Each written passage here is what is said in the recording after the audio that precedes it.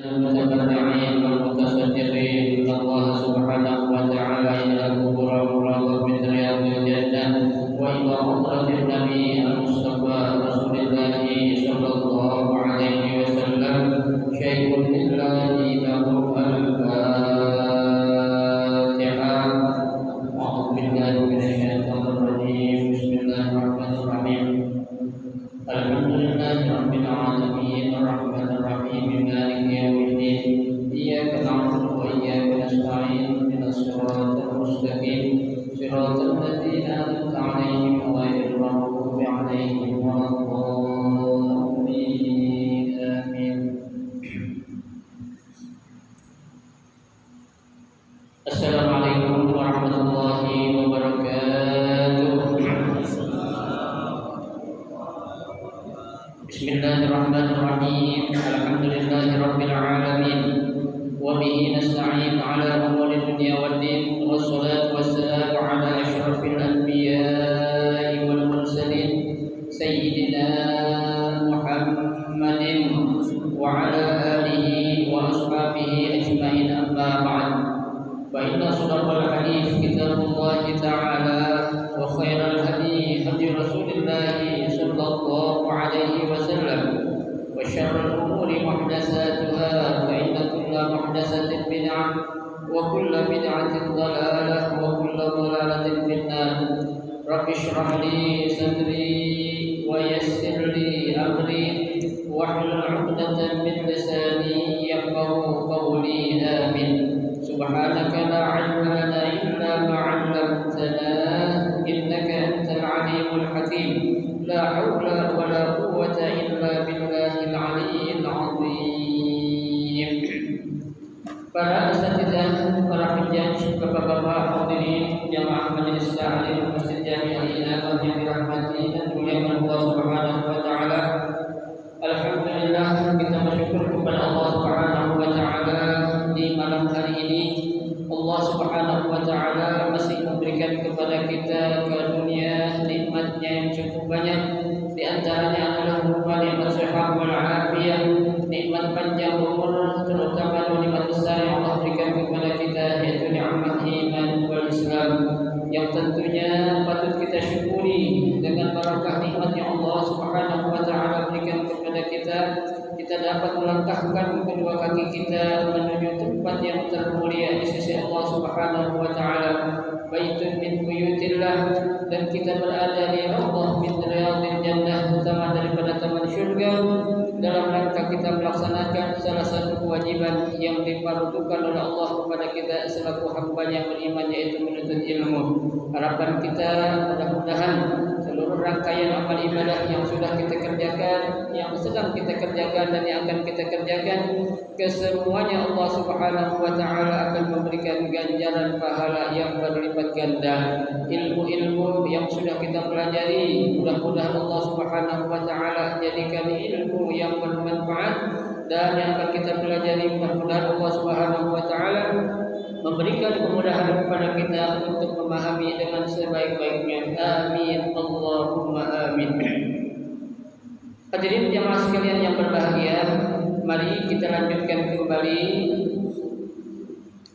kajian kitab Safwatul Tafasir, ya, yaitu pada halaman 121, ya, masih menjelaskan tentang kosakata ataupun, ya, lughah dari beberapa kalimat yang digunakan dalam ayat yang kita baca, yaitu pada ayat yang ke-183 sampai dengan ayat yang ke-187.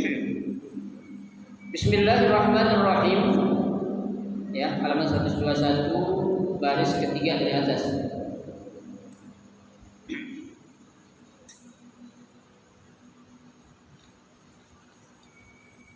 Fidyatun, ya, kata atau kalimat berikutnya adalah fidyah.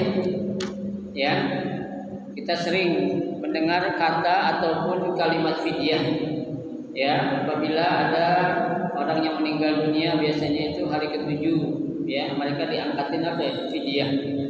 Ya, apa sih sebenarnya fidyah itu? Ya, fidyah itu artinya itu ya sebagai apa itu? Ganti ataupun sesuatu ya yang dikeluarkan ya untuk apa? Untuk diberikan kepada orang-orang yang berhak untuk menerimanya. Ya. Nah di sini dijelaskan fidyah itu mayudi bihil insanu ya nafsahu min malin wa ghairihi. Ya, apa-apa yang diberikan oleh manusia dari dirinya itu ya min malin, baik dari suatu harta wa ghairihi ataupun yang lainnya. Ya, kalau di kita biasanya itu identiknya fidyah dengan apa? Beras. Ya, dengan beras. Ya, sebenarnya kalau nggak pakai duit boleh nggak? Boleh-boleh aja. Ya, akan tetapi memang dilihat di sini ya fidyah itu diberikan ya sama dengan zakat fitrah. Apa? Kut atau itu kut makanan pokok. Ya, jadi kalau kita kan di sini kut kita atau makanan pokok kita adalah makan nasi, ya, maka fidyah yang diangkatkan atau diberikan itu berupa apa? Berupa beras, ya, gitu. Berapa sih satu ya fidyah itu ukurannya? Ya, ya kalau untuk pengangkatan fidyah 1 mud, ya, 1 mud itu kan kurang dari 1 liter, ya, kurang dari berapa? Ya? Kurang dari 1 liter. Ya, kalau kita beli beras sebanyak 100 liter, ya, itu jadinya 120 mud. Ya, kalau 100 liter, ya, berarti kalau 200 liter berapa itu? 240 mud. Ya, gitu. Kenapa? Karena 1 mud itu kurang dari 1 liter. Ya, gitu. Sama. Ya, 1 liter kurang dari 1 kilo. Kan gitu. Kebanyakan kilo atau liter? Banyakan kilo, ya kan? Mud sama liter banyakan mana? Banyakan liter, nah itu, ya. Jadi mud itu lebih kecil dari liter, liter itu lebih kecil dari apa? Dari kilo, ya, itu. Jadi, ya, fidyah itu sesuatu yang dikeluarkan oleh manusia dari dirinya itu, baik berupa harta ataupun yang lainnya. Itu boleh saja. Ya, tadi seperti yang saya jelaskan, karena di kita itu adalah ya makanan pokoknya adalah berupa nasi ataupun beras, maka ya yang biasa digunakan untuk pengangkatan fidyah adalah berupa apa? Berupa beras, ya, gitu. Nah, perlu Bapak ketahui ya, sebenarnya dalam pengangkatan fidyah itu ya untuk sholat nggak bisa dibayar dengan fidyah, nggak bisa. Ya, yang hanya bisa adalah apa? Puasa. Ya, lalu kok sholat disebutkan?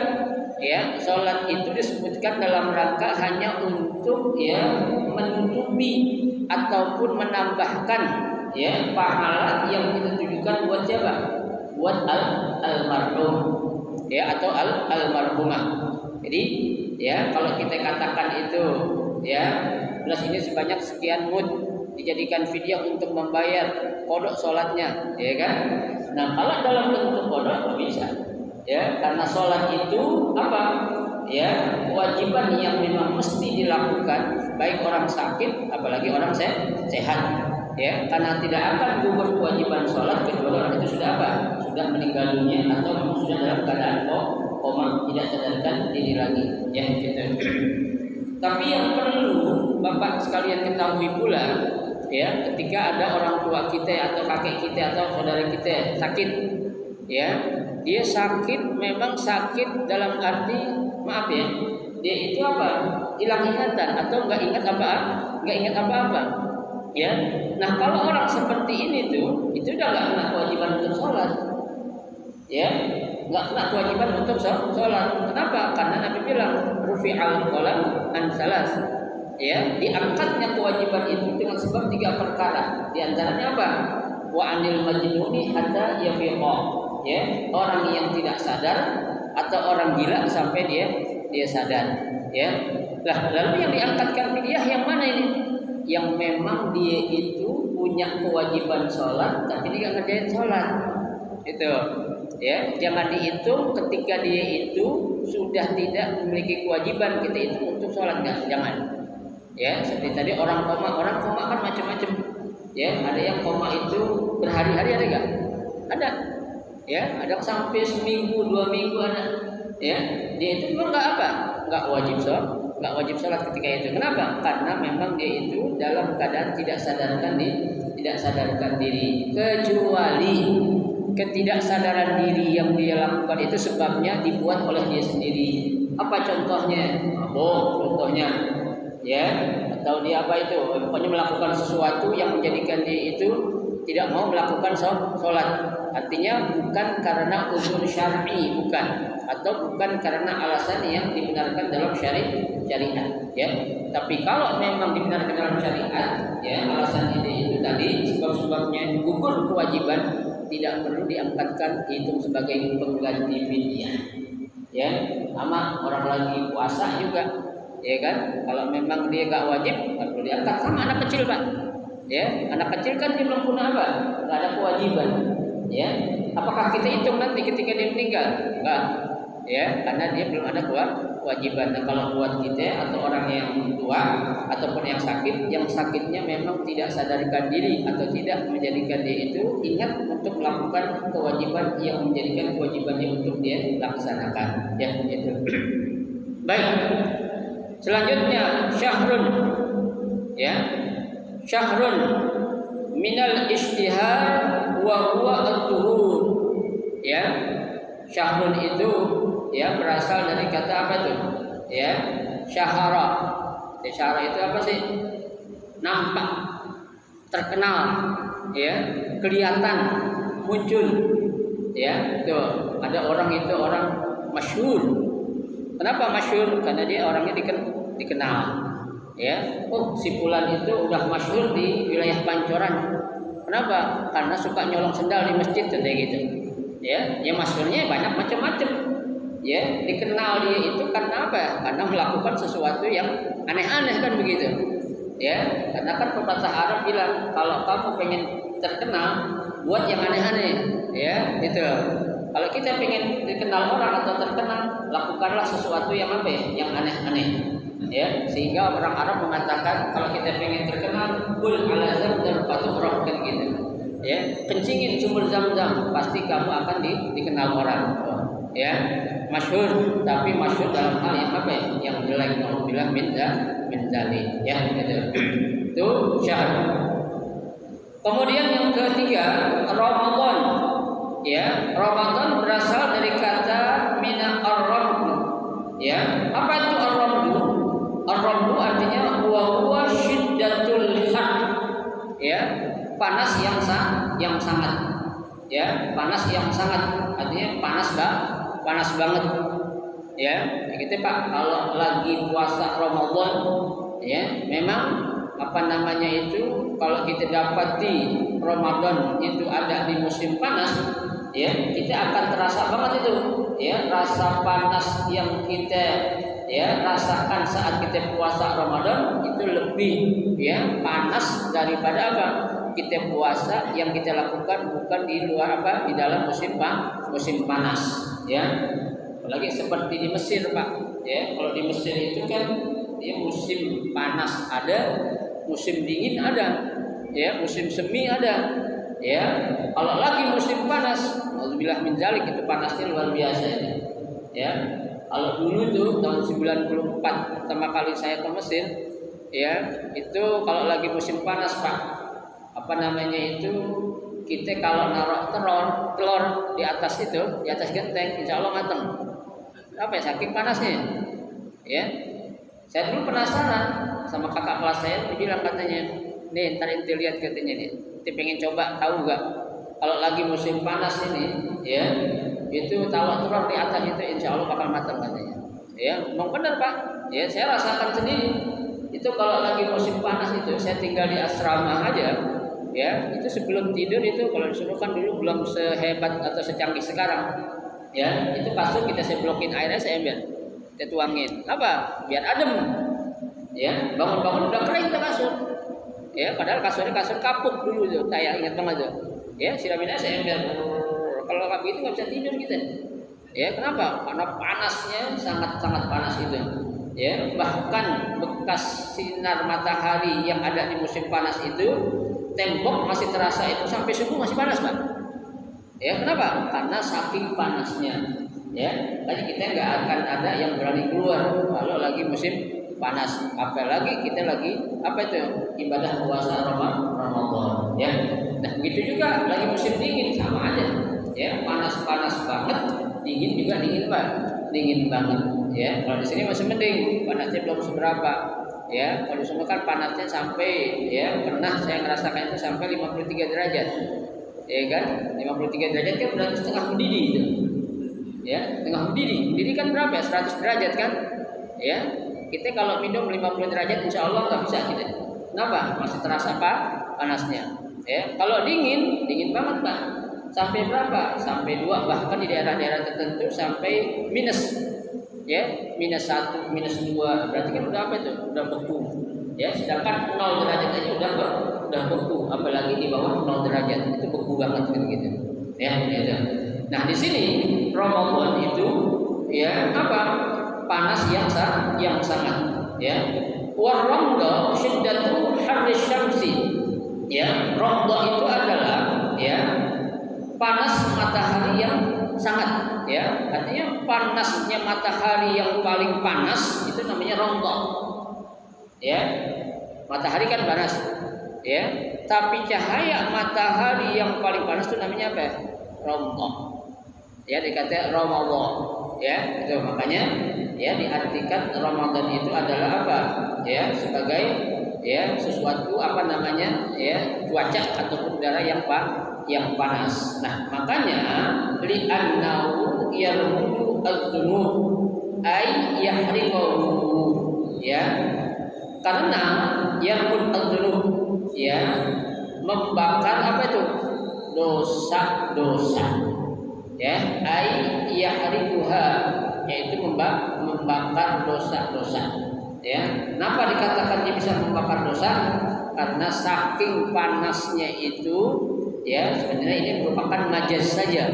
Ya, artinya dosa itu nggak bisa dibakar dengan panas, bukan. Ya, artinya adalah sebuah majaz. Ya, itu dosa-dosa yang kita lakukan itu ya bisa diampuni dengan kita apa ya melakukan ibadah-ibadah di bulan suci Ramadan. Ya, kita akan mendapatkan kemuliaan Ramadan apabila kita bisa apa? Man qama ramadhana imanan wa ihtisaban. Nabi katakan apa? Ghufira lahu ma taqaddama min dzanbi. Ya, barang siapa yang melakukan shaum Ramadan, ibadah puasa Ramadan, ya, dan bangun malam, apa kata Nabi? Ghufira lahu ma taqaddama min dzanbi, maka dosa-dosanya bakal diampuni oleh Allah Subhanahu wa taala. Ya. Nah, ini sebagai majaz ya, bukan berarti dosa itu bisa dihapus dengan panas, bukan. Ya, tapi dengan perjuangan. Ya, dengan apa itu? Ruh jihad, semangat juang kita untuk melawan hawa nafsu, itulah yang akan apa? Menggugurkan dosa-dosa kita. Ya, kalau dosa bisa dihilangkan dengan panas, kita berjemur matahari aja tiap hari. Ya, tiap hari kita berjemur matahari dosanya diampunin, tapi bukan itu. Ya, artinya dengan kita melawan hawa nafsu. Kenapa? Karena nafsu itu merupakan sesuatu yang panas, ya, yang akan mendorong kita apa? Untuk melakukan sesuatu yang apa? Bertentangan dengan apa yang diajarkan oleh Allah dan Rasulullah Shallallahu Alaihi Wasallam. Baik, yang berikutnya ar-rafasu, ya, atau ar-rafsu. Ya, ar-rafsu di sini diartikan al-jima' wa dawa'ihi. Ya, rafas di sini artinya jima. Apa itu jima, Pak? Ya, jima, ya, hubungan intim antara seorang suami dengan istri, itu namanya jima. Ya, bukan jama, beda lagi. Ya, kalau jama itu banyak. Ya, kalau ijtima artinya ngumpul. Ya, katanya sama ini Pak, hurufnya sama. Jama, ya, ijtima sama jima. Ya, makanya kita kalau baca bahasa Arab salah harokat jadi berubah artinya. Ya kan? Ini jima, al-jima itu. Ya. Wa dawa'ihi, dan juga apa? Dawa'i. Dawa'i itu merupakan apa ya? Ya, hal-hal yang menyebabkan ya seseorang akan melakukan apa? Jima. Ya, itu. Wa asluhu ya, akan tetapi asal dari kata ar-rafsu di sini adalah al-qaulul fahsyu, ya, ucapan yang kotor, ya, ucapan yang jelek, ya, ucapan yang apalagi itu, ya, yang tidak bagus, ya, atau ucapan yang tidak berakhlak, itu namanya apa? Ar-rafasu, ya, itu. Summa kunniya bihi 'anil jima', ya, kemudian ya dijadikan ar-rafas itu menjadi arti sama dengan apa? Jima. Lihat, qala syair, berkata seorang pujangga. Apa kata seorang pujangga? Wa yuraini min unsal hadis zawaniyah. Ya. Apa nih artinya? Ya, suara atau desahan suara perempuan itu, ya, merupakan suatu apa? Zawaniyah, menimbulkan syahwat. Ya, jadi kan suara-suara perempuan itu Bapak sekalian, ya, apalagi desahan itu akan menimbulkan apa? Syahwat. Bagi siapa? Laki-laki, kan gitu. Oke, jadi dikatakan wa bihinna an rafasil rijal nifar. Ya. Nah, dengan sebab wanita yang mengeluarkan suara tadi, katakan suara perempuan adalah apa? Aurat. Ya, sautul mar'ati auratun. Ya, suara seorang wanita adalah merupakan aurat. Ya, kita bisa bedain enggak Pak? Suara perempuan nenek-nenek sama perawan. Bisa bedain enggak? Coba yang pengalaman bisa bedain enggak? Suara nenek-nenek sama perawan. Saya enggak satu hari. Balik dulu. Bisa bedain enggak? Suara nenek-nenek sama suara perawan. Enggak bisa gitu Pak. Ya, sama itu suaranya. Ya, makanya kan zaman sekarang itu orang banyak ketipu gitu. Ya, banyak ketipu, ya, dengan suara, ya, itu karena mereka nggak bisa membedain. Ya, karena kan ada satu cerita kisah. Ya, kisah itu memang ketika itu dia berkenalan melalui medsos, ya, media sosial. Ya, dunia maya, internet lah sekarang kita itu melalui WhatsApp ataupun Facebook ataupun Instagram dan lain sebagainya. Ya, kenalan, janjian pengen ketemu, contoh ini pasar Minggu, ya, depan Ramayana, ya kan, depan Ramayana itu, ya.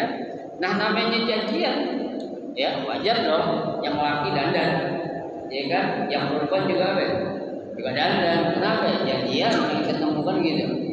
Ya, nah ketika janjian, ya, itu namanya nenek-nenek, ya udah tetap dia ingin menampakkan apa adanya, nggak bisa ditutupin kan? Kenapa? Karena kan wajah udah mulai keriput kan gitu, ya, kuping udah mulai caplang kan begitu ya, itu, ya pokoknya semua udah mulai turun lah gitu kasarnya itu, ya. Yang laki begitu juga, terjadilah main telepon-teleponan. Kamu di mana? Aku di depan halte katanya. Ya kan? Depan halte kata dia kan? Kata siapa itu? Kata itu perempuan tadi. Ya, lah aku sudah lewat berapa kali tadi? Ya, kamu nggak melihat saya? Tidak melihat. Tadi saya lihat ada kakek-kakek jalan katanya. Loh, tadi saya juga melihat ada nenek-nenek di situ katanya. Ya kan? Kakek-kakek sama nenek sama-sama ngelihat. Ya, nah nggak mungkin loh, ngapain tuh nunggu kakek-kakek kan gitu. Ya, itu. Yang kakek juga ngapain tuh nenek-nenek kan begitu. Ya, terjadilah apa itu, sesuatu yang tidak diinginkan. Akhirnya apa? Oh, kalau gitu kamu yang tadi itu, yang nenek-nenek tua katanya. Ya itu aku. Ya kata nenek tadi, tadi yang udah ubanan itu kakek-kakek bawa tongkat kamu. Iya itu saya katanya. Nggak jadi ketemu dan. Ya, kenapa? Karena dia tergiur, ya, dengan apa ya? Dengan suara itu. Ya, sama Pak. Coba aja tes suara nenek kita sebelum dah. Ya, sama suara gadis perawan sama, ya. Jadi kalau nenek lagi sakit beda dah. Ya, itu sudah pasti beda itu. Ya, itu. Jadi apa? Suara perempuan itu, ya, atau desahan seorang wanita itu apa? Ya, akan memancing seorang laki-laki itu akan melakukan apa? Perbuatan zina. Ya, itu. Makanya kan redaksi dalam Al-Quran penyebab utama yang melakukan zina itu siapa? Perempuan, bukan laki-laki. Ya, redaksinya kan Allah bilang az-zaniyatu waz-zani. Ya, penzinah laki-laki perempuan dan penzinah laki-laki itu. Tapi kalau giliran maling siapa duluan? Laki-laki dulu. As-sariqu was-sariqatu. Pencuri laki-laki dan pencuri perempuan. Ya. Kenapa? Apakah banyakkan maling laki-laki? Belum tentu. Ya, apakah banyakkan penzina perempuan duluan? Belum tentu.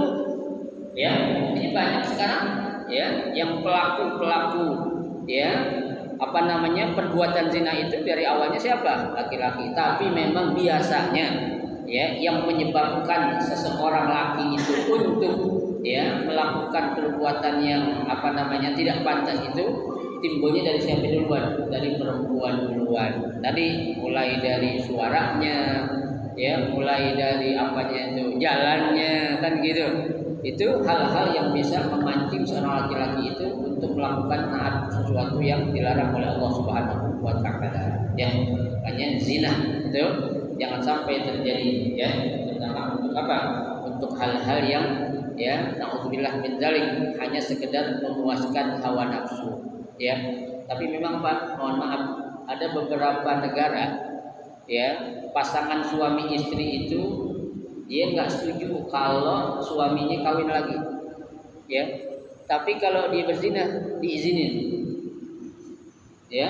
Bahkan diapain? Dibayarin. Lo silakan main perempuan sepuas-puas lo, tapi jangan kawin. Ya, kenapa ya? Karena kata bini yang pertamanya dibilang itu, kalau kamu kawin, gue gorok lo. Ibarat kata gitu, gue potong si mamat lo katanya, gitu. Ya, kalau lo udah kawin sama perempuan lain, berarti apa tuh? Jatah harta tuh laki bakal berkurang. Ya, istrinya yang pertama bakal berkurang. Tuh, ya, ada beberapa negara tuh seperti itu. Ya tentunya bukan negara muslim, bukan. Ya, negara-negara yang kafir, mereka punya pemahaman seperti itu. Silakan kamu, maaf termasuk Cina. Ya, dia mempersilahkan ya, lakinya itu main perempuan atau bininya main laki-laki, silakan. Tapi jangan kawin pokoknya. Ya, kalau kawin habis. Ya, gitu. Kalau kita kan Islam beda. Daripada berzina, mendingan gua kawin, lu izinin kan gitu. Ya, kalau kita perempuan, ayo lu mau apa nih, gua berzina apa kawin? Iya kan? Oh, nah, kalau orang kita kan ya udah lo kawin daripada lu berzina, ya padahal alasan doang gitu ya. Tuh. Baik. Ya, yang berikutnya. Tahtanun, ya. Qala fil lisan, ya. Tahtanun ini dalam kamus lisan khanahu wahtanahu, ya, artinya apa? Khianat, ya, wal mukhanah masdarun minal khianah, ya, wal khana itu adalah bentuk masdar dari al khianah. Apa itu? Wahiya diddul amanah, lawan dari kata amanah, ya. Amanah lawan katanya apa? Khianat. Khianat lawan katanya apa? Amanah, kan begitu, ya, gitu. Wa su'ila ba'duhum an-sayf faqala akhuka wa in khanaka, ya. Sebagian mereka ditanya tentang apa? As-sayf. Apa itu sayf? Apa itu sayf? Ya, tentang suatu persaudaraan. Ya, persaudaraan, bukan pedang, bukan. Ya. Di sini dikatakan faqala akhuka. Ya, orang kalau udah diikat ya dengan suatu ikatan yang namanya saudara, ya, akhirnya apa? Wa in khonaka, dia itu tetap masih kamu anggap sebagai apa? Saudara kamu. Ya, itu. Kalau orang berkhianat padahal dia udah khianat, ya, ketika dia itu sudah diikat dengan persaudaraan, dia tetap dikatakan sebagai apa? Orang-orang yang memiliki persaudaraan dengan kita. Itu adalah apa? Ya, ya. Yang berikutnya akifuna, al-i'tikaf fil lughah al-lubsu, ya. Kalimat berikutnya adalah akifun. Artinya akifun itu orang-orang yang sedang melakukan i'tikaf, ya. Al-i'tikaf fil lughah, i'tikaf menurut bahasa al-lubsu. Apa itu al-lubsu? Al-lubsu artinya tinggal, ya. diam, ya, wal lulud, ya, wa bisyara, dan apa, ya, tinggal secara apa ya, secara terus menerus, ya, menurut syariat. Itu pengertian apa? Pengertian i'tikaf menurut bahasa. Nah, menurut syariat al-muksu fil masjidi lil ibadah. Ya, sedangkan menurut syariat yang namanya i'tikaf itu adalah berdiam diri di masjid untuk ngapain? Lil ibadah, untuk melaksanakan ibadah. Ingat, diam di masjid ini bukan untuk tidur, ya, tapi untuk apa? Untuk ibadah kepada Allah Subhanahu wa taala. Ya, itu. Ini kata yang terdapat dalam akifun, ya, itu. Selanjutnya hududullah, ya, hududullah, ya, al-haddu fil lughah al-man'u, ya. Al-man'u itu adalah sebagai artinya apa? Pembatas, ya, wa asluhu al-hajiz, sama itu artinya pembatas baina syai'aini al-mutaqabilaini, ya, pembatas terhadap segala sesuatu, ya. Wa sumiyat al-ahkam hududan, dinamakan hukum itu sebagai hudud.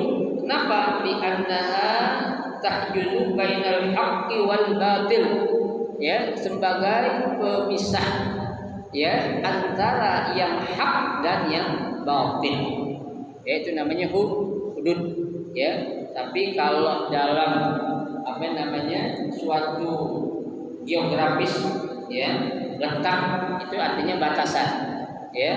Hudud antara Indonesia dengan Malaysia apa?